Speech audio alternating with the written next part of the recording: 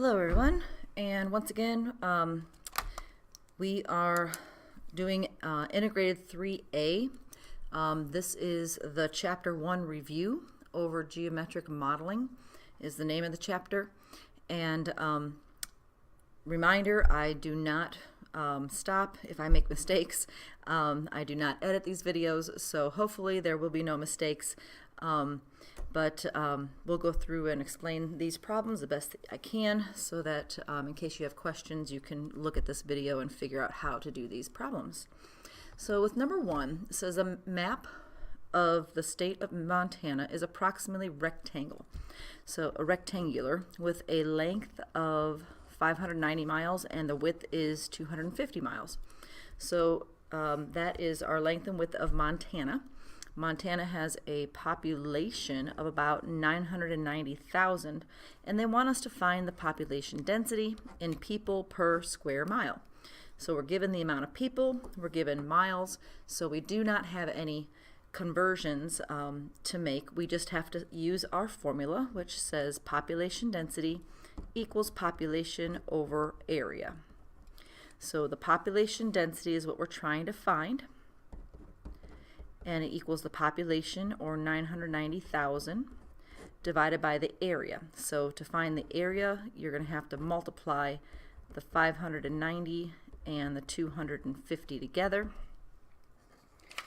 which gives you 990,000 over 147,500, and that's basically people and then miles squared, because we're multiplying miles times miles.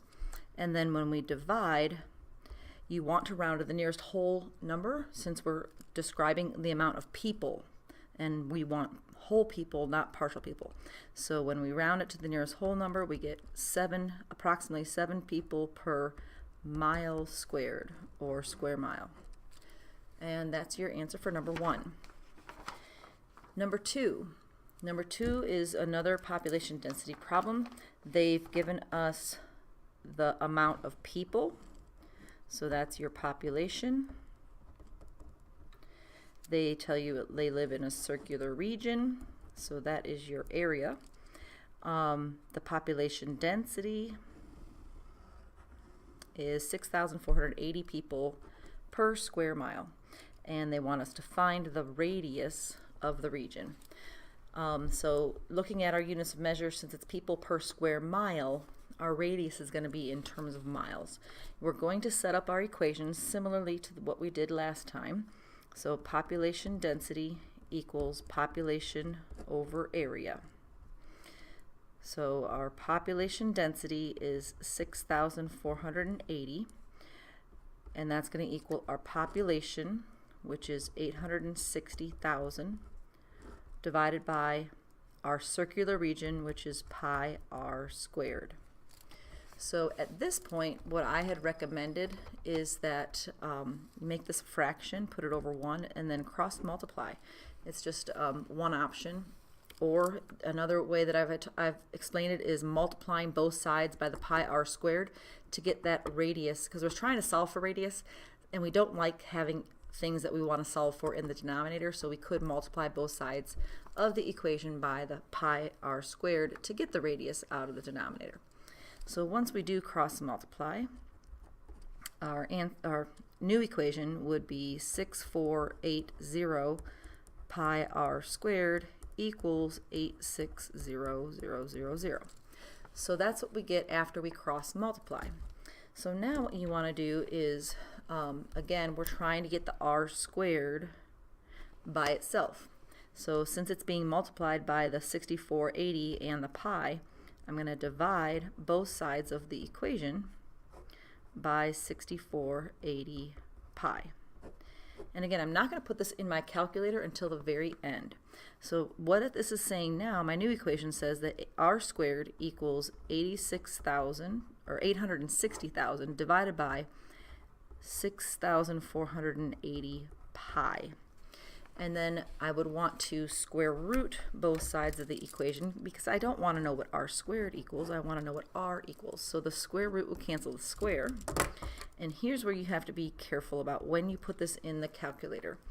You're going to have your square root, and then you have a parentheses, and then you're going to plug in your 860,000, and then you're going to divide it by parentheses again, 6480 pi, and close the parentheses. So you have a big set of parentheses and you have a little set of parentheses, and you have a square root around that whole thing. And when you put it in the calculator correctly, it does not say what to round to, so I'm going to just round it to tenths. If you have a question on the test about what to round to, please ask. But if you round it to the tenths, it's going to be 6.5 miles.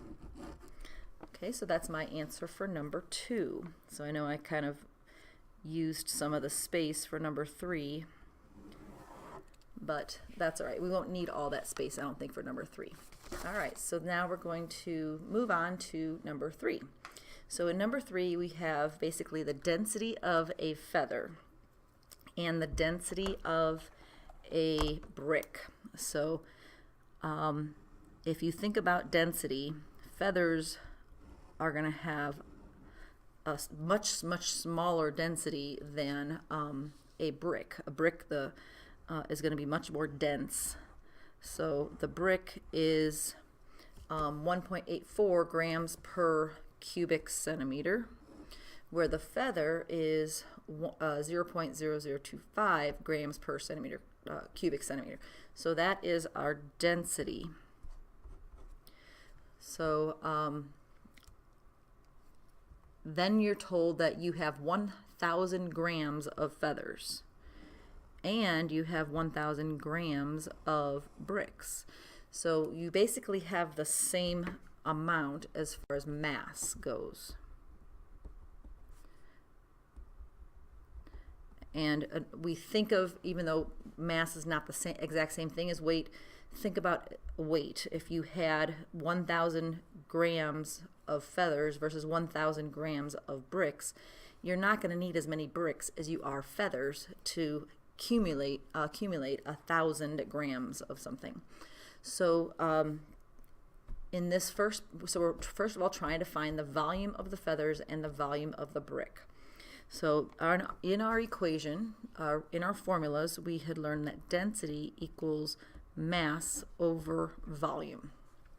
So if the density equals the mass over the volume, and we're trying to find volume, we're going to have to multiply both sides of our equation by V to get it out of the denominator. So now we would have V times D equals M, and then to get the V by itself, we would have to divide by D. So V would equal M over D. So that's going to be our formula for volume. Volume is going to equal mass over density. And the other trick that I have shown is the triangle. And using your original equation, density equals mass over volume, since the mass is on the top, the mass would go up here, the density would go here, and your volume goes here. So looking at this triangle, volume is equal to mass over density. If you're looking for mass, mass would equal density times volume. If you're looking for density, density equals mass over volume. But you have to have these letters in the right spot in order to use the triangle correctly. If you forget that, then always go back to the original and then multiply by V and then divide by D to get the volume by itself. Okay, so we're going to find the volume now. So the volume of our feathers is going to equal the mass of our feathers, which is 1,000 grams, per our density, which is 0.0025 grams per cubic centimeter.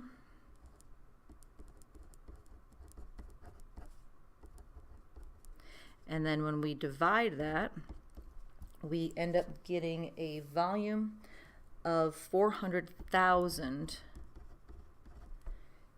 centimeters cubed. So this is the volume of the feathers. Then we're going to find the volume of the bricks the same way. It's going to be 1,000 grams over its density, which is 1.84 grams per centimeter cubed. And when I divide that in my calculator, and I'm going to round it to, I think the hundredths is what I have it here, I end up getting 543.48 centimeters cubed. So that's the volume of the bricks. So a lot smaller volume than what we would have to have for feathers. So, you know, again, thinking about feathers, you need a whole lot of feathers to equal the same amount of weight as a bricks. But they're asking now, the question is, how much greater is the volume of the feathers than the volume of the bricks? So if they're asking how much greater is the volume of the feathers than the volume of the bricks, you basically want to subtract your 400,000 minus your 543.48, which then will equal 399,456.52 centimeters cubed. So that would be the difference in the volumes. And that's how you would do number 3. Number 4. Before 1965, dimes and quarters were made of silver. The density of silver is about 10.5 grams per centimeter cubed. So density, again, is part of our problem. And they want us to find the mass. So the last problem we were finding volume. This problem we're finding mass of each coin given their dimensions. So we're being given their dimensions. So a dime is 1.79 centimeters in diameter. So the diameter, if we cut it in half, our radius is going to be 1.79 divided by 2. So our radius ends up being 0.895 centimeters. So that's the radius for the dime. Kind of small. Now the next measurement that they give us is the thickness. So a dime and a quarter or a coin is basically like a cylinder, and your thickness is the same as the height in your formula. The other problem that we have, though, is that this is in millimeters. So we don't want millimeters. This is in centimeters, the density is in centimeters, so we want to convert our millimeters to centimeters.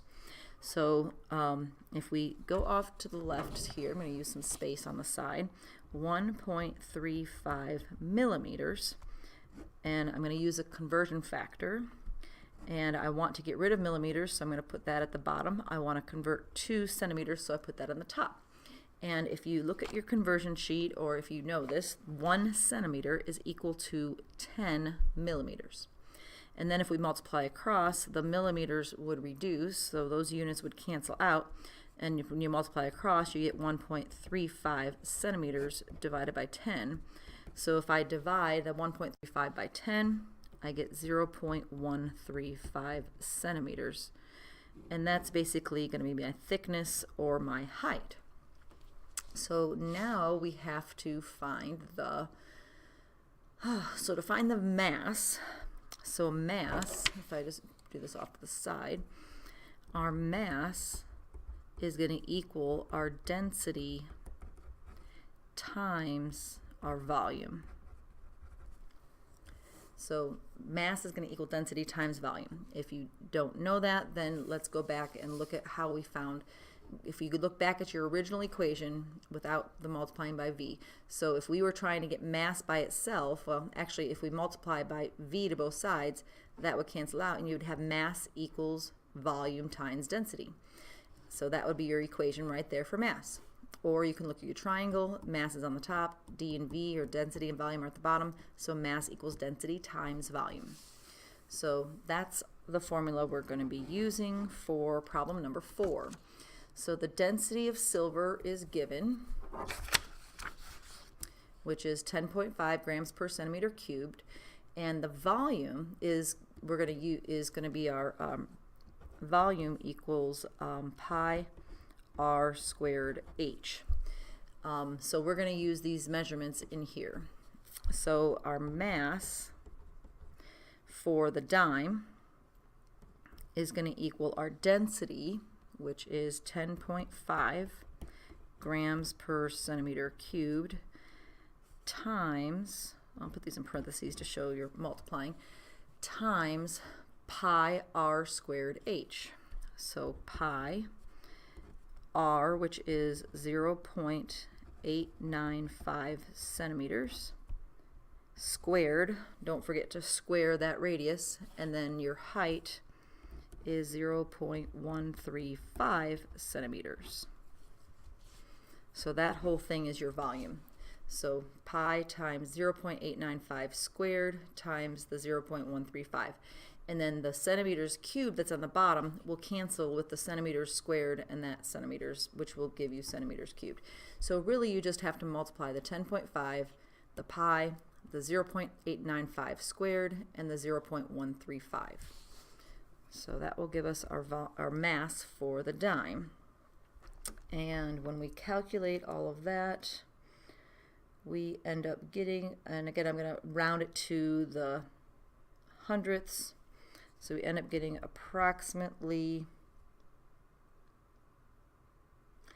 3.57 grams. Let me just double check that. So I'm going to plug it in my calculator here. 10.5 times pi times 0.895 squared times 0.135 equals, yeah, so when I round it to the hundredths, I get 3.57 when that 6 rounds up to a 7. All right, so that's the mass of the dime.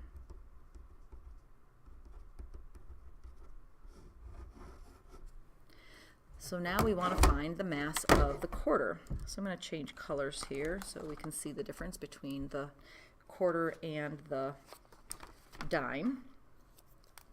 But again, we're going to have to convert our diameter to radius. So when I divide my radius by diameter by 2, the 2.43 divided by 2, I get a radius of 1.215.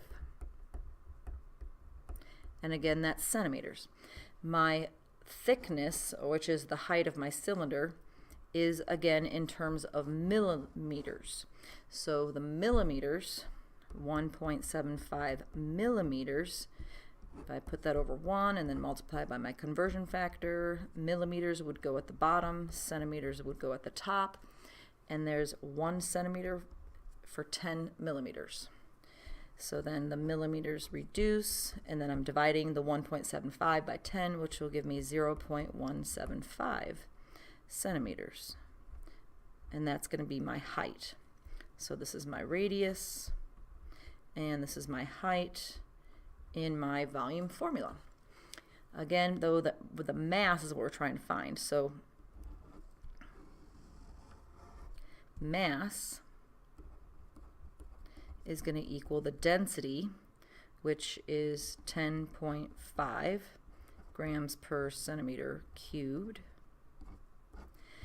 So that's our density times our volume. And our volume for a cylinder is pi r, which is 1.215 squared times height, 0.175.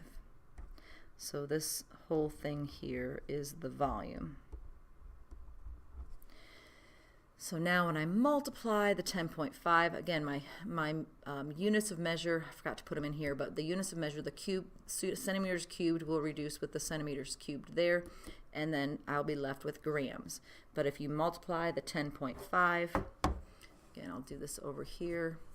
I'll go back up and just kind of go back. So I've got the 10.5 times pi times 1.215 squared times 0.175, and I get 8.52 when I round up to the hundredths. So it's approximately 8.52 grams.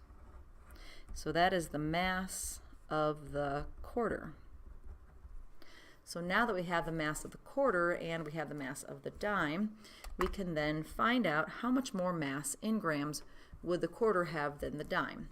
So just like in the last problem, we're going to subtract 8.52 grams minus the 3.57 grams, and that's going to give us 4.95 grams is the difference between them.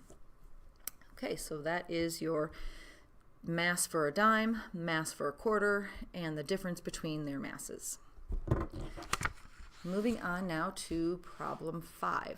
So in problem number 5, you are a tree harvester, and you are estimating the height. So a tree harvester estimates the height of a white pine trunk to have a height of 22 meters and a base diameter of about 0.75 meters.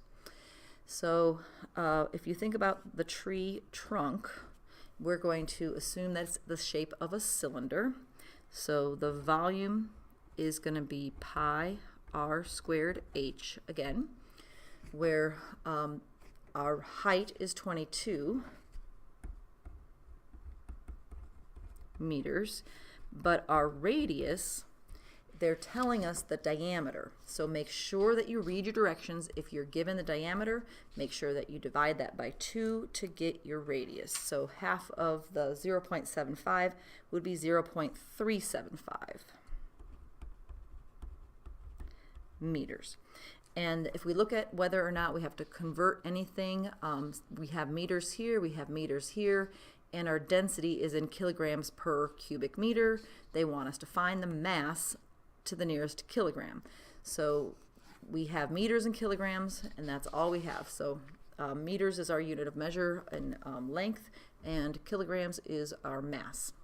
So we do not need to make any changes in that. So our density is 525 kilograms per cubic meter, and we're finding the mass.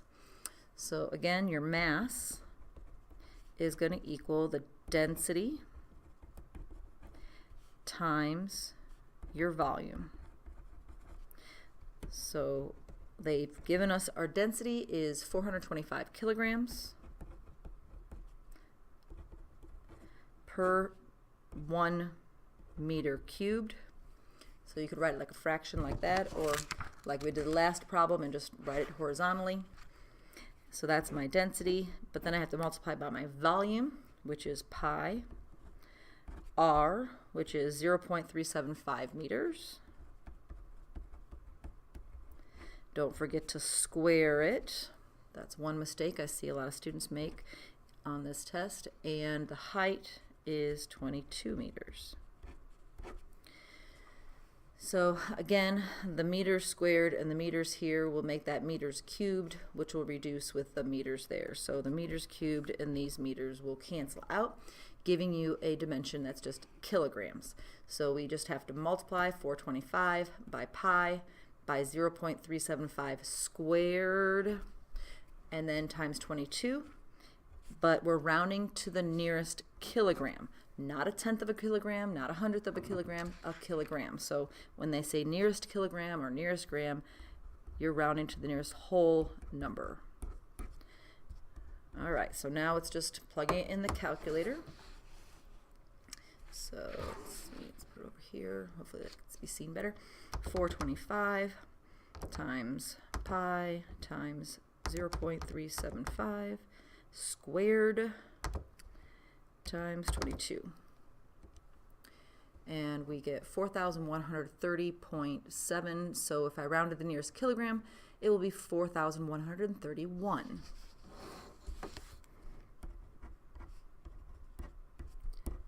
kilograms.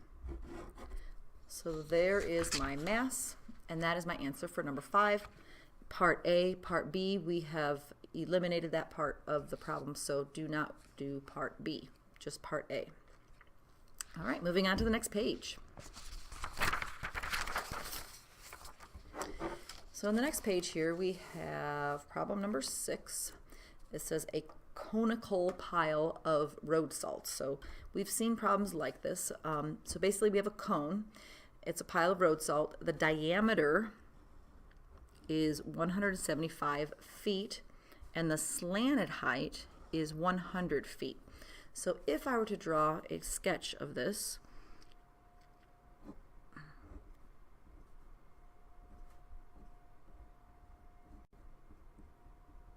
there's my cone, and the diameter from this side to this side is 175 feet.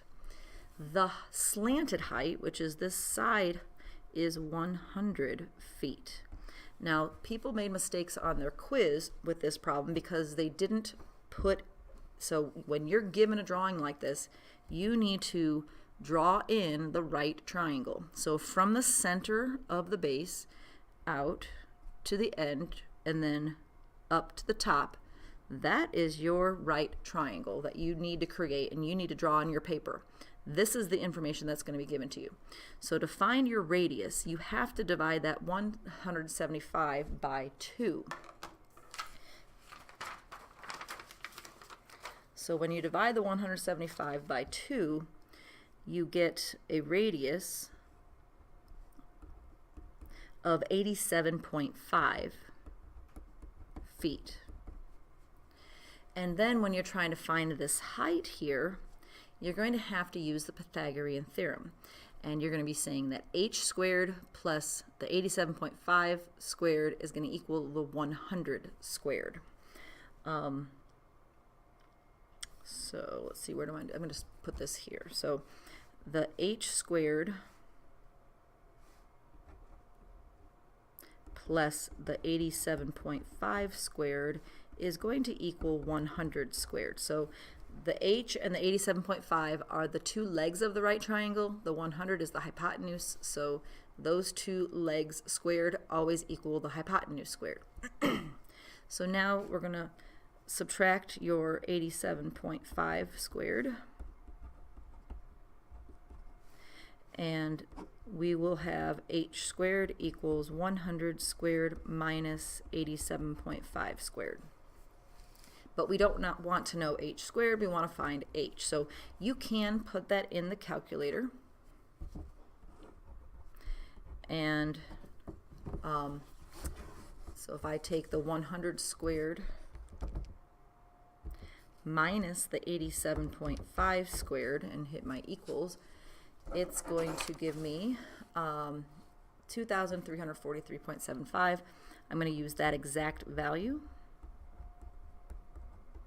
But then I have to take the square root of that value to find my height. Again, I don't want h squared, I want h. So one trick with your calculator, if you hit your second x squared to get the square root, since you, instead of, you can type in the 2343.75, or you can just hit second and then the negative sign, which says to take the square root of your previous answer. And we now get a height of approximately 48.4123. Again, this is not the end of your problem, so at this point I would round 4 decimal places since the height is not my final step.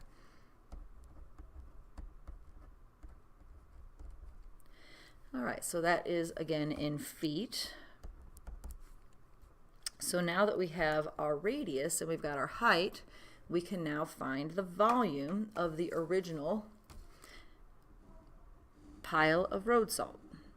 So we've got a radius of 87.5. Our height is right here. And what we could even do is just put, rather than having a rounded value, we could, when we're finding our volume, use the square root of 2343.75 and use that exact value, which would even be more accurate. So let's go over here. So your volume for a cone is 1/3 pi r squared h. So if I take the 1/3 times pi, my radius was 87.5 squared, and then my height was 48.4123. So you can use the decimal value if you went 4 places, or just use that square root, and that will give you an exact value. So since we have a lot of decimals in here, we're not going to be able to leave this in terms of pi.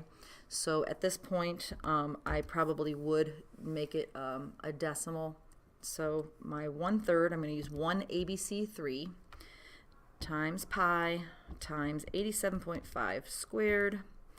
Don't forget to square, and then times the 48.4123, and hit my equals, and I'm going to round it to, we'll go 3 decimal places since there's a 1 after that 9, but my volume here is approximately 388,150, so that's 388,150.759, and that would be feet cubed. All right, so there is my volume. Now I want to find the volume of the pile of road salt after 1 day. So let's go back and read about, well, what happened after 1 day? Well, after 1 day, the linear dimensions, so they're saying the linear dimensions, not the volume, the linear dimensions are 2/3 of the original dimensions. So your linear dimensions are your radius and your height, not the volume. So the radius for our new pile of road salt is going to be 2/3 times the 87.5. And your new height is going to be 2/3 times your original height. Again, be careful that you're copying the right numbers over. So when I calculate that, again, I'm probably going to have decimals, just going to have to use decimals. So I'll go 4 decimal places until I get to the volume. So if I take my 2/3, again, I'll show you what that looks like, 2/3 times 87.5, and I get 58.3 repeating, which is basically 58 1/3. So that will give me an exact value if I do that. And then take my 2/3 times, I wonder if I go back to the original, if I use my square root of 2343.75, will that give me a different value than if I were to use my rounded one? Nope, it's still going to be an ugly decimal. So here I got 32.2749. If I multiplied instead of by the square root, let's go back and just multiply by 48.4123, and then delete that last number, delete that, and again I get 32.274, and that 8 would become a 9. So same thing. That's why if you go 4 decimal places out, it usually gives you a pretty accurate answer. So 32.2749. Again, these are in feet. So when I find my volume of my cone after 1 day, I'm going to use the formula 1/3 pi r, which was the 58 1/3, or you can do 58.3333. Don't forget to square it since it's a radius, times your height, 32.2749. Okay, so now put that in the calculator. 1 ABC3 times pi times 48. Now I'm going to put 48 1/3 in my calculators by using my fraction button, 48 ABC 1 ABC 3, or you could have put 48 or 58.3333. That would be fine too. Don't forget to square it. I should probably put parentheses around this.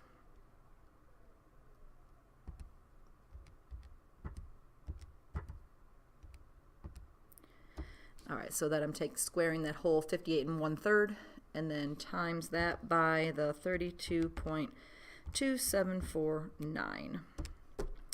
And I get 115,007.7511. So the volume is approximately 115,007.7511. And then again, it's going to be feet cubed. All right, so we found the two volumes, and then they want to know the volume after 1 day is blank times the original volume. So when you're figuring this out, you always want to divide the new over the original. So the new I've already got in my calculator, so I'm going to hold that in my calculator, and I'm going to write it down on paper. 115,007.751 divided by my original, which is the 388,150.759. So divide that by 388,150.579. Whoops, 9. And then hit my equals. And it's approximately 0. Well, if I round that to 2 decimal places, well, I could go. Let me do 2 decimal places. So if I went 2 decimal places, that 9 would have to bump up to a 10, so this becomes 0, and then that 2 would become a 3. So I'm going to make it 0.30. So 0.30.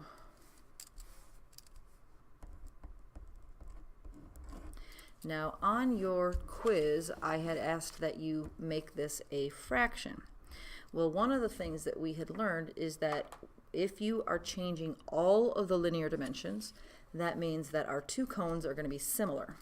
So if the linear dimensions have a ratio, so the linear ratio was 2/3, because the one was 2/3 the other, then the volume ratio, the ratio of their volumes, is going to equal 2/3 to the third power. So that would, 2 to the third power would be 8, 3 to the third power would be 27. So this would be the exact value there. However, we had to round, we had some crazy decimals, so we weren't able to get the exact value of that. So, but if I check, 8 divided by 27 should be pretty close to my decimal answer there,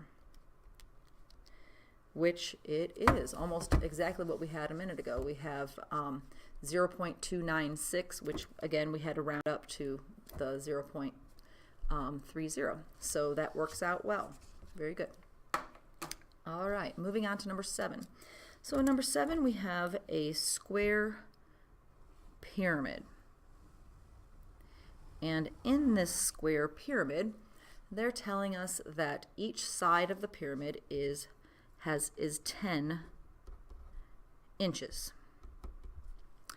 And the height, the vertical height, they're giving us that, is from the center up to the top, is 12 inches. So I don't know if you can see that. Maybe if I used red, it'll show up a little bit better. So from the center of the pyramid up to the top, that is 12 inches. Yeah, it's a little better. And then from this end to this end is 10 inches. So if we were to look at this, if we're trying to find the perimeter and the area of the cross section, perimeter and area of the cross section, we are not trying to find the perimeter and area of the pyramid, because you can't. It wouldn't be, there is no such thing as a perimeter of a pyramid. You could find the perimeter of the base, but want us to find the perimeter and area of the cross section. So if you think about this cross section, this plane is going to be cutting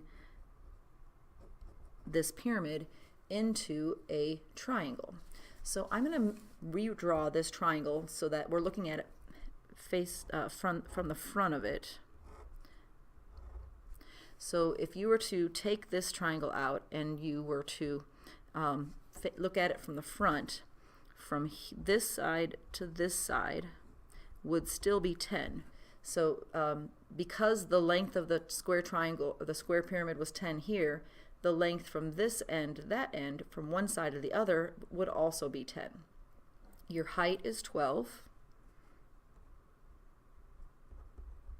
And again, these are inches. That's your right angle there. But if we're trying to find the perimeter and the area would be really easy, because area of a triangle is 1/2 base times height. So the base of the triangle is 10, the height of the triangle is 12. So we would have 1/2 of 10, which would be 5 times 12, which would equal 60 inches squared. So the area is not that hard to find. It's the perimeter that's going to give us some trouble. So if we're trying to find the slanted height, I'm going to make that a cursive L. So we're trying to find the slanted height of this pyramid, which is the hypotenuse of this right triangle. When you find the slanted height, do not use 10. This triangle is only 5. So this segment of this right triangle is 5, and then we've got this leg, which is 12, and we're trying to find the hypotenuse. So using Pythagorean Theorem, L squared would equal 12 squared plus 5 squared. So then L squared equals 144 plus 25. L squared, when I add those together, is 169. And then when I take the square root of both sides, I would get L equals 13. So that gives me my slanted height is 13 inches. So the area was one thing. That we didn't need to find anything special, but for the perimeter, we need the slanted height. So our perimeter, if we have 13 on this side, 13 on this side, and then the whole length here was 10, it would be 13 plus 13 plus 10.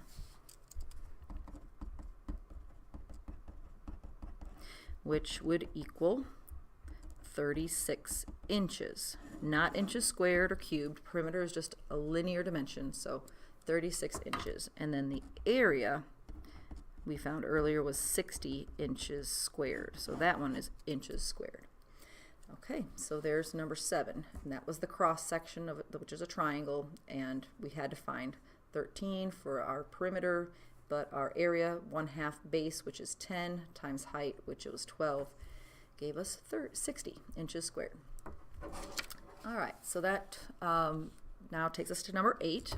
So in number 8, it says, describe the cross-section formed by the intersection of the plane and the solid. So you can see the plane that's cutting this prism, and what would be nice is if we can count the sides. So we've got one side here, 2, 3, 4, 5, 6, and 7. So 7 is not one that we see very often. I doubt that this will be on your actual test, but if it's 7 sides, it is called a heptagon. So just in case, for reference, let's just go through some of the other things that you might. So if you have 5 sides, it would be a pentagon. If you have 6 sides, it's going to be a hexagon. If you had 8 sides, it would equal an octagon. And then if you had 10 sides, it would be a decagon, but I don't think that one will be in there. So these are the ones that we've mostly come across. So 5-side pentagon, 6 sides hexagon, 8 sides octagon. You will not be given that information. You will have to know that. All right, for number 9, we have 2 pictures here that we have to draw a plane and that goes through the given line and is either perpendicular to the base or parallel to the base. So if it's perpendicular, perpendicular will be the same as vertical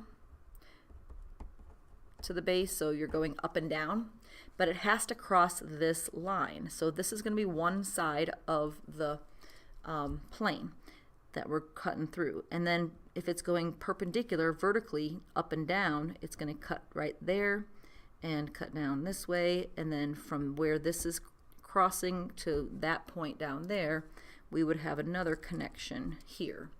So if we looked at the shaded area there, what shape do we see? We see a rectangle. So you're supposed to draw the cross section. So drawing it is worth points. So make sure that you draw it, and you have to draw it correctly. That's described, and then state what the shape is. So we drew the cross section and we told what it is. In the next problem, we have this line here. It's horizontal, and we're drawing a cross section that is parallel to the base. So parallel, again, is going to be horizontal. So sometimes it's described as parallel, sometimes it's described as horizontal. So if it's parallel to the base, it should be the same shape as the base. So, and all the sides will be parallel to one of the sides of the base. So this side here is parallel to this side. So if I start with this point here, and I want to draw a segment that's parallel to this one, I would start there and go here. And that gives me another point. And then this the left dotted side of the base, I would start here, and then I want to draw again one that's parallel to that. And then I would connect the 2 points in the back, and that should be parallel to that one there. So there we have it. And because it's three-dimensional, it's kind of hard to see whether or not it looks kind of like it could be a rhombus or something, but there's no congruency marks here. Make sure that you look on your test to see if there are any congruency marks. That does give you some clues sometimes into what shape it is. But I'm guessing that these are right prisms, so we're going to assume that it's a right prism and that this would be a rectangle again. But we don't have any congruency marks to state otherwise. It could be a square, we don't know, but without the congruency marks, it's all we can really say is that it's a rectangle. All right, so moving on now to number 10. Number 10, we have a pie with a radius of 2.5 or 4.5 inches and a height of 2.25 inches. So we're going to pretend that this pie is in the shape of a cylinder. So I'm going to kind of draw my pie here the best I can. It's very similar to the cake problem that we had in one of our homework assignments. So yeah, that doesn't really look like a pie, but just use your best imagination. So the radius of our pie, so you can go from the center here out, or you can go from the center here out. Either one of those you can say is 4.5 inches. So this time they are giving you the radius. However, if they give you the diameter, don't forget to cut it in half. All right, so that's your radius. The height is 2.25 inches.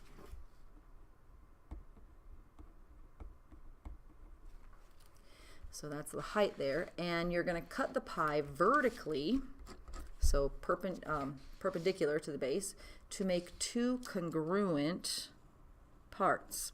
So if you're cutting this thing perpendicularly or vertically to make two congruent parts, you're probably going to cut it right down the diameter. So you would cut it right across and down and across that diameter. So you would have basically a rectangle inside. And looking at our information, what are they trying to get us to find? We have to find the perimeter and the area of the cross section. So make sure you pay attention to the directions. You're not finding volume or surface area. You're finding the perimeter and area of the cross section, which is just the rectangle. So it's just the rectangle. So if we think about our rectangle, from the radius was 4.5, so then if we double the radius to get the diameter, that would give us a 9-inch length for our rectangle, and this would also be 9 inches down there. Our height was 2.25, so that's going to be 2.25 on both sides. So your perimeter, you can either take 2 times 9 plus 2 times the 2.25, or you can just add them all up. But perimeter, 2 times 9 plus 2 times 2.25 would give me 18 plus 4.5. So my perimeter is going to be 22.5 inches. Again, it's just inches, not inches squared. It's a distance around. And then for your area, you're going to take your length times your width. So we are basically just going to take our 9 inches times our 2.25 inches. So when you multiply the 9 times the 2.25, you get 20.25 inches squared. So don't make this problem harder than it is. You're just finding the perimeter and the area of the cross section, and the cross section is a rectangle. Okay, so here's our picture, here's our cross section, here's our perimeter and our area. Okay, so there's number 10. Number 11. All right, so for number 11, they're asking us to find the surface area and volume of the cylinder. So surface area and volume of this cylinder. So the cylinder that's given. Now, I know this is kind of hard to tell. It looks like this is the radius, but they drew a line all the way across. So we're going to, because they drew the line all the way across, let's go with stating that the diameter, if there's any question about whether a dimension is representing the radius or the diameter on something, please ask. I will be glad to tell you whether that represents the diameter or the radius. So if the 4 centimeters is the diameter all the way across, then your radius is going to equal 2 centimeters. And your height is 7 centimeters. So over here, my surface area for a cylinder is 2 pi r squared plus 2 pi r h. So since I have my radius and my height, I can plug those values in and get my surface area. And I would leave this one in terms of pi since we have nice whole numbers. Radius again is 2 squared plus 2 pi r h. So we just substitute all our values in. 2 squared is 4 times 2 is 8 pi. 2 times 7 is 14 times 2 is 28 pi. These are like terms, so I can add them together and get 36 pi for my surface area. Now if I find my volume equals pi r squared h. So taking my radius and substituting it in, and my height and substituting it in, the 2 squared is 4 times 7 is 28 pi. And that would be centimeters cubed, where my surface area, I should probably put my units of measure in there, is centimeters squared, because area is always squared. So this is the original cylinder. Then it wants us to describe how the change affects the surface area and volume of the solid. So what change are they talking about? They are talking about doubling all the dimensions. So doubling all the dimensions, how does that affect the surface area and how does that affect the area? Or the volume, sorry. So if we double the dimensions, our radius will now be 2 times 2, or 4 centimeters, and our height is going to equal 7 times 2, or 14 centimeters. But again, we'll have to find our surface area and our volume the same way as we did before. So surface area, 2 pi r squared plus 2 pi r h. So your radius is 4 squared plus 2 pi, radius is 4 again, height is 14. So if I take that 4 squared, you get 16 times 2 would be 32 pi. And then the 4 times the 14 times the 2, if I plug that in my calculator, I'm going to get 112 pi. So when I add those together, I get a surface area of 144 pi. Again, it's going to be centimeters squared because it is an area. And then again, this is my doubled, the one that has doubled the dimensions. It's not doubling the surface area or the volume, you're doubling the radius and the height. For volume, again, we're going to take pi r squared h. My radius is 4, my height is 14. So 4 squared would be 16 times 14 would give me 224 pi.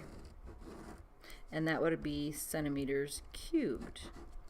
So that's the volume of my new figure after I've doubled the dimensions. So now I want to compare them. If I compare my surface areas, if I do the new over the original, the new surface area was 144 pi over my original surface area, which was 36 pi. The pi's reduce. If I take 144 divided by 36, it comes out to a nice number 4. So the surface area is, let's see, I want to write this in terms of a sentence. So the surface area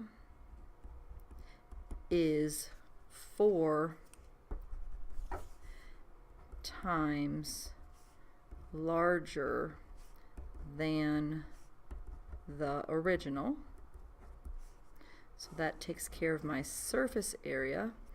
How about my volume? So if I might take my volume for my new over the original, the new volume was 224 pi centimeters cubed. The original volume was 28 pi centimeters cubed. Again, the pi's reduce. If I divide the 224 by 28, I get a nice 8. So the volume is 8 times the original volume. So again, going back to those similar solids, when you have something that's doubled, basically the linear dimensions are 2 to 1 because you're doubling them. So your radius would be 4. The new radius was 4, the original radius was 2. So 4 over 2 would be 2. So your the ratio of your linear dimensions would be 2 over 1, or just 2. If you square that, you get the ratio of your areas, or surface area, which would be 4. So 2 squared is 4. If you take 2 to the 3rd power, you get 8. So your volume is 8 times the original. So that does check out. So we know that our surface areas and our volumes are correct. All right, moving on. One more page of problems to go. And in this problem, we're sketching the solid produced by rotating the figure around the given axis. Then we're identifying and describing the solid. We do not have to find a surface area and volume. Oh, except for this one. We have to find the surface area of this solid here. Okay, so you're given an axis of revolution and you're given a 2-dimensional figure. And they're saying that this 2-dimensional figure is being rotated around this axis so fast so that it looks like a solid figure. So if I were to, it's a different color here, rotate this around, it would have a symmetrical, it would have some symmetry here on the other side. If you were rotating this really, really quickly, it would look like there was another rectangle on the other side because this is going around so fast. So when you're doing these problems, make sure that you're supposed to sketch the solid. That is part of the directions. So you have to sketch the solid. Well, right now this does not look like a solid figure. It looks two-dimensional. So to make it look three-dimensional, we're going to go from this corner to this corner and kind of make a dotted line with an arrow, kind of a dotted arch with an arrow to kind of make it look like it's rotating around that axis. And we're going to do the same thing over here on the bottom.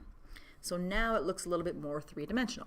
So if we are we sketched the solid, and then we have to just identify and describe the solid. So we would say that the solid is a cylinder with a radius of, now be careful, your radius is from the center out. So the radius is only 2. And a height of, so the height is from the bottom to the top, and that's 6. So that's all we had to do for number 12. However, number 13, we're drawing it, identifying it, and finding the surface area of the solid. So there's a little bit more involved in this one, but plenty doable. So now we've got an axis of revolution that is horizontal. So instead of being rotated around from left to right, it's going to be rotated up and down. So you're going to have a symmetrical triangle on the other side. But again, remember, this from the center out is 5. So 5 is going to be our radius. But to make it look three-dimensional, from this outside corner to that outside corner, we're going to do this dotted arrow thing to make it look like it's rotating around this axis. So we would describe this as a cone with a radius of 5, so again from the center out, and a height of 8. Oops, helps if you can see that. Cone with a radius of 5 and a height of 8. So even though this is horizontal, the height is from the bottom from the base to the tip of the pyramid or cone. Okay, so the surface area. So the surface area of this cone, the formula for surface area is, let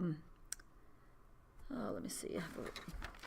I know it's going to be pi r squared for the base, but there's only one of them, so there's only one circle.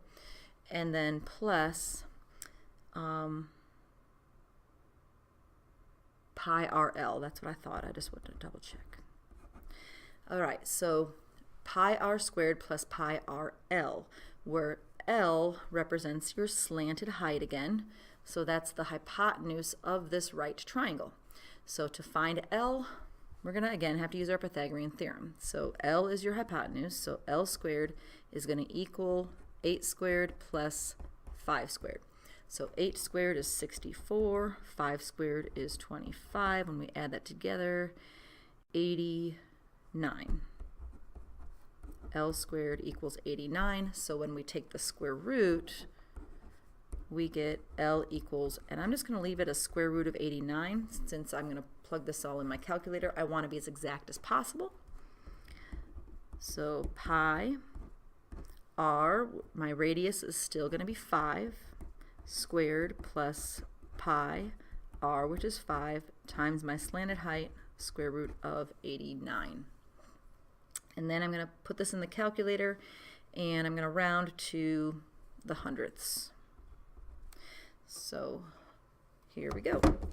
So when I put this in the calculator, pi times 5 squared, do not forget to square, plus pi times 5 times the square root of 89. Hit my equals, and I get 226.7, and that 2 is going to become a 3 since there's an 8 after it. So 226.73. And that is just going to be units squared, since we don't know whether it's inches or centimeters or whatever. And there you have number 13. Okay, moving on. Number 14, you are now given, 14 and 15, you're given the three-dimensional objects, and you have to sketch a two-dimensional shape and an axis of revolution that would form this object. So I like to do it on the object and then have my answer off to the side. So with a ball, you could go horizontal, you could do a horizontal axis or a vertical axis. I'll do this one horizontally. So, and then you would only need to draw 1/2 of the, because baseball is basically a sphere. So you would only need that 1/2 to show that it's rotating around. So for your answer, so it helps to draw it on here, but this is not your answer. Your answer should just have the axis of revolution and the two-dimensional shape, which is just the half of the sphere. So it's not a perfect semicircle.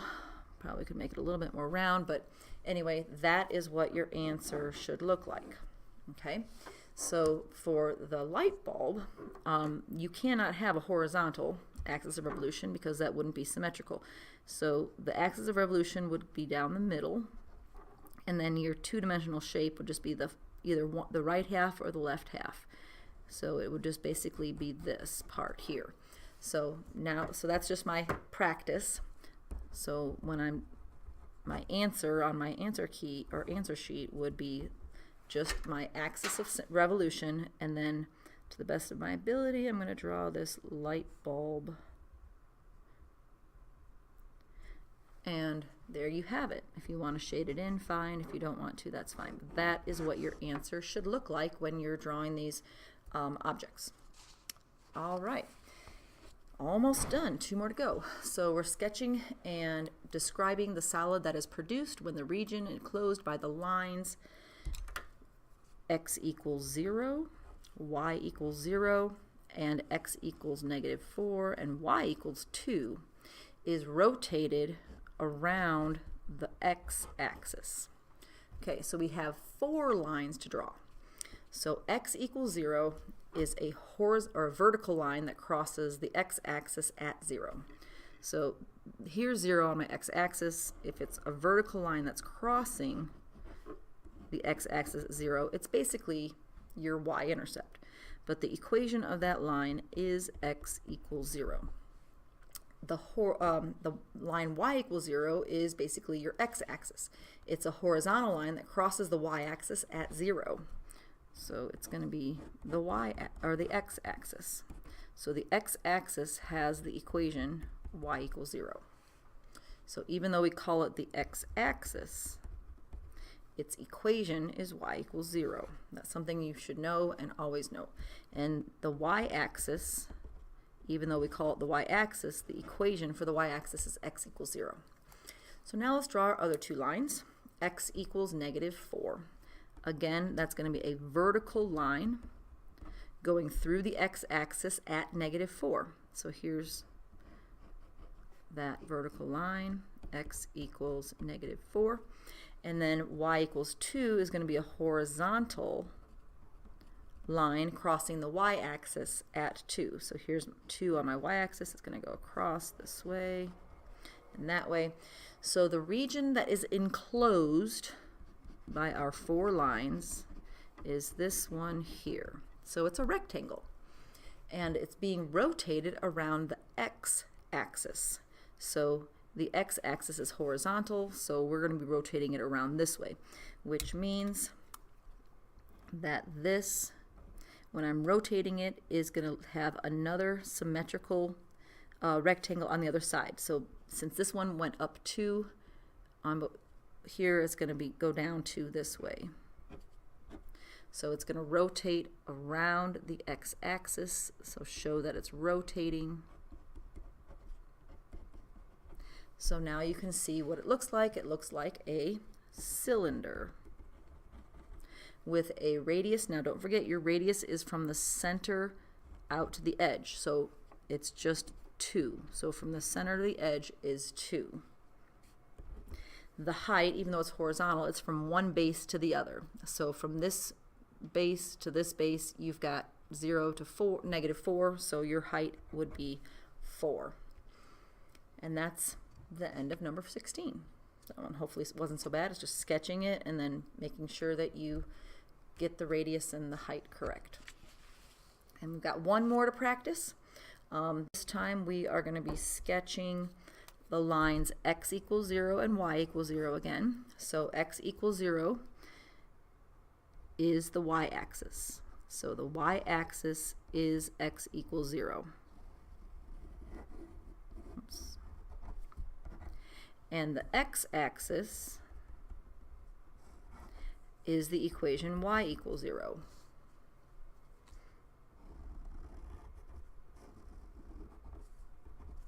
And then the third line that we're going to draw is the line y equals x plus 4. So you could make a table of values, but hopefully you can just look at that constant. The constant is your y-intercept at 4. And then the coefficient here would just be 1, so your slope would be a positive 1, which would go up 1 and to the right 1. But if we keep going that way, that's not really going to get us anywhere. So instead of going up 1 to the right 1, we're going to go down 1 to the left 1, down 1 to the left 1, down to the left 1, until we cross both the x and the y-axis. So this is the line y equals x plus 4. If you did want to do a table of values, you would need to put in these negative numbers. You could put in 0, so 0 plus 4 would be 4, -1, if I substituted -1 plus 4 would be 3, -2 plus 4 would be 2, -3 plus 4 would be 1. So those would be these points here, and then hopefully you would get to that point there also. All right, so the enclosed region is this triangle, and from the center out, this is 4. And then from the center out this way is also 4. But what is it rotating around? It is rotating around the y-axis. So that means it's going to be symmetrical over, so it's going to reflect over the y-axis. It's going to look like a reflection over the y-axis. So since it crossed at -4 here, it's going to cross at +4 there. And we can just connect that there. So this is the solid that's enclosed. This is going to be the rotated side, but to make it look three-dimensional, we're going to put those circular arches in there, but from this side to this side, only one circle, where in the last one you had a cylinder, so you had to have 2 circles. So this solid is a cone with a radius of 4. Again, it's from the center out, so from center out here, it's 4 in both directions. The height is also 4. And that is the end of our review for Chapter 1. Good luck studying for your test, and make sure that you're doing these problems on your own also. Don't just watch and think that that's enough. You have to do them on your own so that you know how to do it on your own. Good luck.